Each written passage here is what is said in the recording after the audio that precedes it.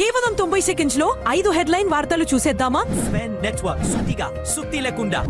Trump అడ్డగోలు టారిఫ్ల దృష్ట్యా ప్రపంచ ఫార్మా వాణిజ్యంలో తీవ్ర పరిణామాలు జరుగుతున్నాయి. కాగా చైనా ప్రభుత్వం భారత ఫార్మా ఉత్పత్తులపై గతంలో 30% ఉన్న దిగుమతి సుంకాన్ని పూర్తిగా తొలగించారు.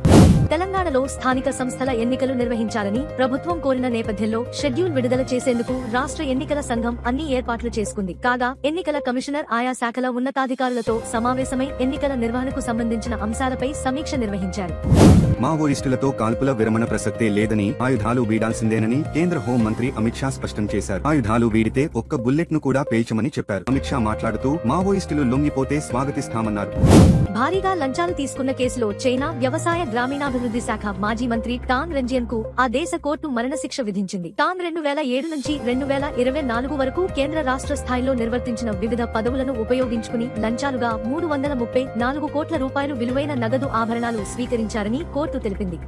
ఉత్కంఠ భరితంగా సాగిన ఆసియా కప్ ఫైనల్లో భారత్ ఘన విజయం సాధించింది. 147 రన్స్ టార్గెట్ ను 19.4 ఓవర్లలో ఛేదించిన భారత జట్టు పాకిస్తాన్ ను వరుసగా మూడోసారి మట్టి కరిపించింది. కాగా పాకిస్తాన్ మంత్రి చేతుల మీదుగా కప్ స్వీకరించడంను భారత జట్టు నిరాకరించి కప్ లేకుండానే సంబరాలను జరుపుకుంది. సుత్తి కొట్టకుండా నిజమైన వార్తలను తెలుసుకోవడం ప్రతి భారతీయుడి హక్కు. సూటిగా చెప్పే మా స్వెన్ నెట్వర్క్ వార్తలు మీకు నచ్చినట్టు అయితే ఈ వీడియోను లైక్ చేయండి.